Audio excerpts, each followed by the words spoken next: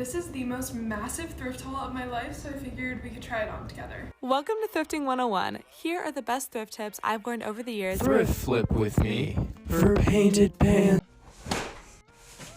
And I just went crazy. I spent 3 hours that I didn't buy, but they're still really cute. What's up with these tiny cozy Thrift store. I think they're gone. I had to get this.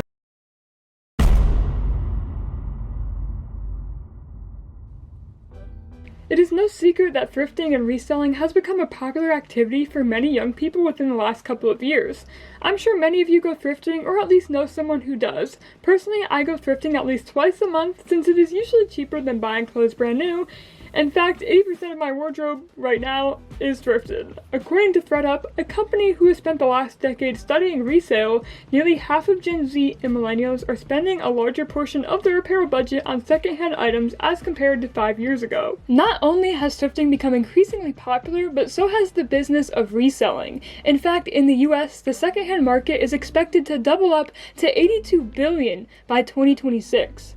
Most people who walk into thrift stores today might be surprised to find that the prices have risen, almost to the point where certain items are unaffordable. Nicole Webster, who was interviewed by the Wall Street Journal, cited a time she encountered a North Face jacket priced at $70, when brand new, North Face jackets only sell for a bit over $100. So why has this been happening? While many people blame resellers for the recent rise in thrift store prices, they say resellers are driving up thrift store prices by buying up stock, which inflates the prices, all the while leaving nothing for people in need. Now, that might sound like a solid argument at first, but I feel like those who use this defense are not really seeing the full picture.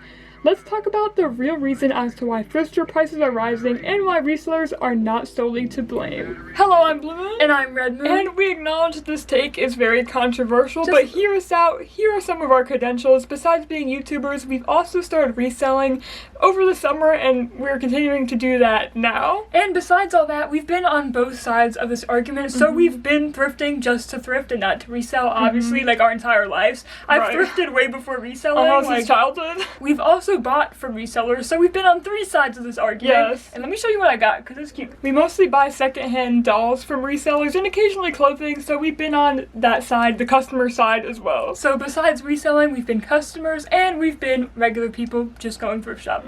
This video is also going to be a little bit more formal. Since I made this for my Fundamentals of Speech college class, my professor was like, you can make a persuasive speech about anything, and the first thing I thought of was this controversial take, because every time I go on TikTok and I see people like reselling or just thrifting, I always go in the comments and I see the same like 3 hate comments. Most of them consist of like, oh, you're buying up everything and leaving nothing for people in need, or every time I go there's nothing because resellers take it all, or oh, they're inflating market prices and making everything worse, oh, they're making Goodwills and thrift stores like raise their prices, it's all resellers' fault, so resellers are to blame. That's all I see. So that's why I made this persuasive speech slash that's why I make it into a video, because I feel like it's a really important topic to talk about. So we'll be tackling all of those complaints in this video with some facts and opinions. Yes. Like I mentioned, this video is going to be a lot more formal than our normal videos. Like, I had to do MLA formatting and research. Like, it's all, if you look in the description, there's MLA format down there, like, it's professional, okay? And Blue Moon did all this work, so I'm just kind of lending my voice. It's all me. I'm just kind of lending my voice to this, even though most people say we sound the same. We're twins, by the way. I don't think we sound the same. No, but that's not the point. No, I'm just saying that because, you know, we want to spice things up with 2 people reading this, so we'll be going back and forth. So we hope you enjoy, grab some popcorn, and let's get into it. Like I mentioned, people who hate resellers often say that resellers buy up everything and leave nothing for people in need. For starters, that statement assumes that resellers act like scalpers, but the main difference between reselling and scalping is that resellers flip common items they've acquired at a good price, while scalpers target highly desired products, for example concert tickets or dolls, in an attempt to resell them to desperate fans for 10 times the amount. For example, over the summer, I was trying to get concert tickets to a TXT concert, but before I could even get in there to buy tickets, resellers scooped up all of the seats and resold the seat tickets for 10 times the actual amount, so I couldn't go. I couldn't go. I hate it. It was so upsetting. And this is happening right now with Monster High. On Friday, when we're filming this, Monster High is dropping a new collector doll, Elvira, and a lot of people are going to want her, so resellers are already listing her on eBay. Scalpers. Scalpers. We hate scalpers, we like resellers. The scalpers are already listing her on eBay for $300 when she's $70 and not even out yet. Like, we hate scalpers. The scalpers are not resellers, alright? They are, but they're called scalpers. They're something else. It's different. They're horrible. It's different. Yeah. Most resellers only buy a handful of items at every thrift store they go to, or they hunt for items they specifically want to specialize in selling, such as like vintage t-shirts, 2000s clothes, old toys or board games. I could keep going with that, but of course there are going to be some bad apples in the mix that fill their carts up with anything and everything, and I'm not ignoring those people exist, but I'm saying they're not a good representation of the majority. But at the same time, it shouldn't matter if you're going thrifting and filling your cart up to the brim with stuff as long as you aren't shopping in a low income area. Leia Wise, a sustainability blogger and former thrift store manager, stated, "Of course, if you're going to low-income or rural neighborhoods, you might actually have a scarcity issue. That's why it's important to be mindful of where you shop. But if you're thrifting the suburbs or the city, scarcity isn't usually a problem." She goes on to say that if you're thrifting for necessity versus thrifting for fun, you're looking for two different things. Not to mention, thrift stores receive new donations every single day. Let's take Goodwill, for example. Roughly 5% of all clothes donated to them go directly to landfills. The remaining ones stay in store for around 4 weeks before they're sent to the Goodwill outlets to be sold for 99 cents per pound. The Goodwill outlets, otherwise known as the Goodwill bins, is also a popular place for resellers to shop. Like we mentioned, items there are sold for 99 cents per pound, and sometimes even less than that. Essentially, anything and everything are thrown into these big, huge bins that get cycled in and out every hour. And honestly, I'm glad that resellers shop there, because whatever doesn't get sold at the Goodwill bins gets sold and sent to the Goodwill auctions, and whatever doesn't get sold there gets sent to textile recycling centers or overseas. You might be thinking, well, that doesn't seem like too much waste, especially since all that waste has to pass through so many channels.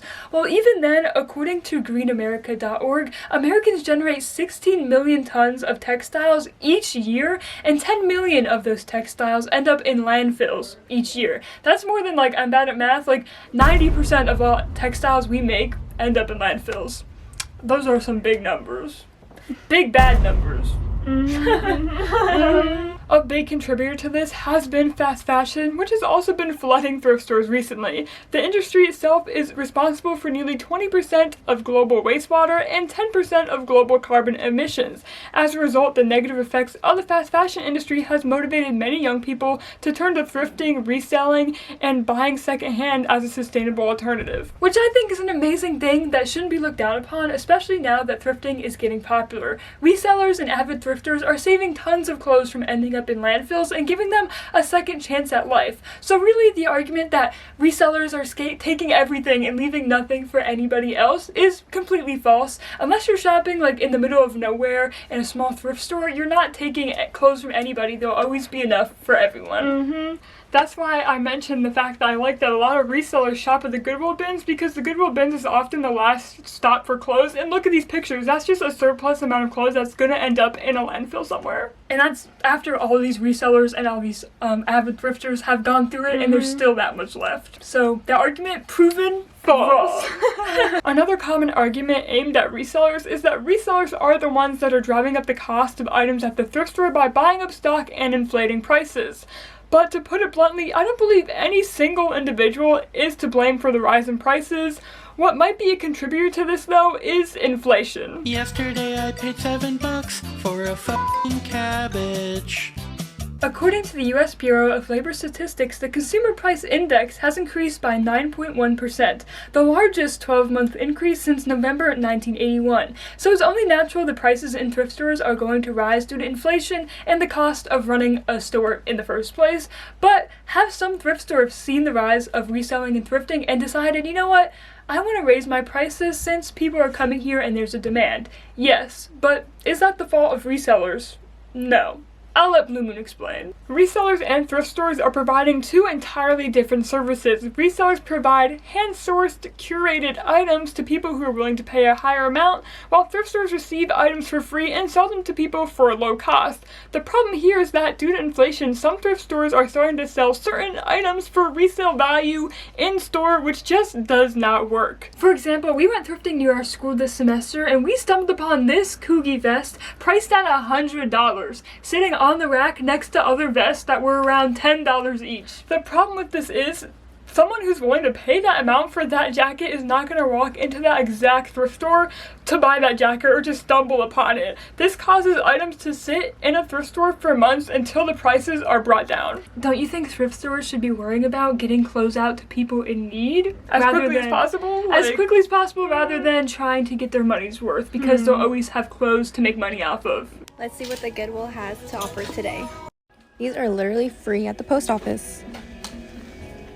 Free. And they do this. We've also seen non-name brand clothing, which thriftsters have noticed become popular on apps like Depop, get the same exact treatment. For example, funky Halloween vests go for around $20 on Depop and they're very popular, and thrift stores have noticed that, so in store those vests are around $15 to $20. This is so cute. I've never found anything like this before, but it was $10, so I put it back, which goes back to our original argument. Well, what is the likelihood of someone who's willing to pay $15 for a silly Halloween vest going to stumble across that thrift store and that specific vest and want to pay $15? The same goes for funky like graphic t-shirts. They've also been jacking up the prices of those because they're popular online. And the thing is that most thrift stores, they go to eBay, they look up an item and they list it at the listed price, not the sold price, which is not right. So for example, I got a good example here. I saw this on TikTok. This girl went to her local thrift store and she found her thrift store trying to sell this LL Bean shirt for $1,000. When online, if you go to eBay and look at solds, it sells for around $500 to $300, nowhere near $1,000. They were just looking at asking prices, which is really messed up. And once again, who has $1,000 to spend on a shirt is going to walk into that thrift store? Like, nobody who has $1,000 is going to walk into a thrift store anytime soon. Like, what the fuck? Bro. To end this section of the video off, we'll tell you a story that's pretty embarrassing for us to tell. Take it away. This semester, me and Red Moon were at the thrift store by our college that we mentioned earlier, looking through the skirt section, and we saw this cute skirt we wanted to buy. It didn't have a price tag on it, but we thought, oh, you know, it can't be that much since skirts next to it were priced at like $8 or less. So it was busy that day. I went up to the cashier, scanned my card without paying attention, got into my car, looked at my receipt, and guess how much it was. It's a blue denim skirt. It's pretty short. Take any guess. How much do you think it is? It was $138. What the fuck? We could not afford that, so we panicked, and the store did no refunds, of course. It says right there on the tag if you look at the picture. So we panicked and we're like, we gotta sell this online. Like, that's my car insurance right there. I need to sell this. I did not plan to spend $100. I planned to spend like maybe $30, alright? So then we went to go list it online, and this skirt does not sell for $138 used. It sells for around $50. $50. Maybe new. If it was brand new, it could have sold for that. I mean, at one point. It did have the security tag still on it that I still can't get off to this day, and I broke like 3 forks. Honestly, it's just wild to me that this happened in a thrift store. Yeah, usually they have all of their expensive clothing up front, but every once in a while, you know, they sprinkle in the expensive clothing throughout the rest of the store. But this story is the reason we believe that resellers are not at fault for the rise in thrift store prices, and it's honestly just corporate greed, because why would they need to sell a skirt for $138? Like I know it's like a high-end brand skirt, but I literally could not find any like new listings of the skirt of it brand new, or that many used listings. So where did they get that fucking price from? I don't know. When faced with this issue, people who still like to blame resellers for the rise in thrift store prices often resort to saying it's resellers' faults. They overprice their products and increase the market value. I believe the increase in market value is due to people getting access to apps that allow them to sell secondhand. According to ThreadUp, 70% of consumers say it's easier to shop secondhand than it was 5 years ago, thanks to the advancement of technology and online marketplaces. It's also important to point out that resold items should be marked up at least a little bit to account for the time and effort put in to finding the item, repairing or cleaning it, listing the item, and interacting with potential buyers, or else resellers would be operating at a loss. Not to mention the selling fees that come along with using online platforms. For example, Depop takes a 10% cut of all sales made on their website. I actually think they upped that recently this year, so yikes. And Poshmark takes a 20% cut of all sales, which is a lot. And you have to consider resellers aren't making up their prices. They price things based off of other sold listings of similar items. So say you're selling shoes, Nike shoes, you look up what other Nike shoes have sold for and you price your shoes at that amount. Most resellers aren't being like, these Nike shoes are nice, $200 out of nowhere. You know what I'm saying? And a lot of people like to point their fingers at resellers and say, oh my god, you're so bad for reselling, and totally forget Goodwill, well, some Goodwills, have their own reselling website. So it's not just resellers reselling, it's Goodwill reselling. And honestly, Goodwill is a reselling store and website. And they also sell, you know, like, you know what I'm saying? Yeah, okay, you know what I'm saying? Lastly, many resellers are lower and middle class people, me, I did not expect that, operating small businesses who use this income to get them through college, me, stay home with children or an elderly parent, or just to have a flexible work schedule, which is especially important for people with disabilities. I just wanted to clear that out of the way because I know a lot of people have the assumption that resellers are just rich kids trying to make a bunch of money off of poor people, when that is not the case. No rich person is going out thrifting, and if they are, I don't know any. Like, I guess there are some, like, I know Depop girlies get a lot of hate because they jack up the prices of things. Like, oh, they're just rich kids, like, doing this for fun. Like, maybe some of them, but you're ignoring the vast majority of people who are doing it to survive in some cases and to make a second income. Yeah. Like, most of the time, the people I know who resell, like, just do reselling to have extra disposable income for themselves, and they have a regular job on the side. People aren't making millions from doing this. No. I wish, though. Yeah, I really wish. A lot of people assume, so we just wanted to get that out of the way. All in all, the rise of thrift store prices is not due to greedy resellers, but it is in fact due to inflation and greedy corporations. Personally, I think reselling is a great way to create a more sustainable future and a powerful way to combat the fashion industry's wastefulness. In fact, secondhand has displaced 1 billion new clothing purchases in 2021 that would normally have been bought new. Elena Dunn Barcelona, a 24-year-old who was interviewed by Refinery about thrifting, stated, Gen Z wants to be independent. They want to save the planet. They also want to save money and make money. And they want to do it all in a cute outfit, probably one that costs less than $10. This outfit is the end. This shirt is thrifted. Yeah, it's very fire. My outfit's not thrifted right now. I should have changed it to something else. But do you know what we did find thrifting? It was so fucking sick. This jacket. Look how pretty. Look at the back. Okay, there's a flower. Look at the sleeves. Are you kidding? Look at all the cool, look at all the cool stuff you can find thrifting. I love this. I wear this all the time. So beautiful. If you're wondering the brand, we don't gatekeep. No, it's called Bob Mackie. It's by the same guy who makes holiday Barbies, or made a lot of them. But anyways, this is so fucking sick. Go thrifting and don't feel bad about it. I'm sorry. Oh, our dog's on the floor. It's all on her. It's okay, baby. I'm sorry. Sorry, baby. You're fine. Thank you for being my in-studio audience. Thank you for watching this video, and we hope this video helped lessen the hate in your heart against resellers. Hopefully. And if you see anyone very angry about resellers somewhere out there on the grand internet, maybe you could drop the link to this video. Yes. And reply to them. And like, teach them a lesson. Teach them a lesson, oh man. Isn't that from SpongeBob or something? Yeah. How many times do we have to teach you this lesson, old man? I love the young people. But we wanted to say, after going on about facts and opinions and trying to keep it straight and narrow, we understand the pain. We get it. Like, the other day, I saw this reseller who made a TikTok about finding a Monster High doll in the thrift store, which he picked up and continued to sell for $100 online, and I get it, that's like the actual like resale price of it, but it's so frustrating to watch as a collector of Monster High, seeing a guy pick it up just to resell. Like, but there's nothing wrong with that, and again, there's an abundance of items at thrift stores. It doesn't matter. I'm just jealous that he found it before me, but he lives somewhere else entirely. Like, anybody can find it, and he just happened to find it, and that's fine. And that's fine, but I understand the pain. I saw that, and I was like, oof. Like, oh my god. So I get where all those people are writing those angry comments are coming from, because it sucks seeing someone buy something that you want, or find something that you want to find, but you gotta remember, one day it can happen to you. Yep. You just gotta keep manifesting, it'll happen. I found Monster High dolls at the thrift store too. Despite that guy picking up Monster High dolls to resell. It's possible.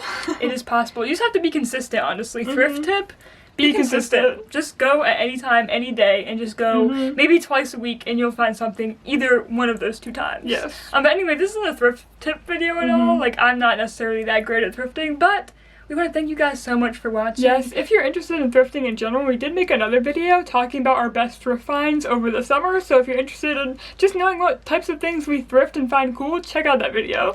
And if you like us, make sure to check out our 2 TikToks, our Instagram, our Redbubble, our Depop, and our Mercari. Actually, our Depop is closed right now because the selling fees are pretty high, but our Mercari is up and running, and we're selling some stuff that is from our collection and stuff that we have thrifted. Just letting y'all know. But thank you guys so much for watching, and just remember to dream is to expand your imagination and to create your own reality. Anything's possible, and things don't have to make sense. See you in our next video. And keep the comment section spicy. Honestly, keep it spicy. I like arguing with people. I know this is controversial, so I know the comments are gonna be a little crazy. But and I'm ready to fucking go. Let's get it. We got the facts. We're ready to fight. So drop. If you listen to this whole thing and you still have an argument against us, drop it. We'll argue with you. We're ready. All right. We got facts. Okay. Anyways, goodbye.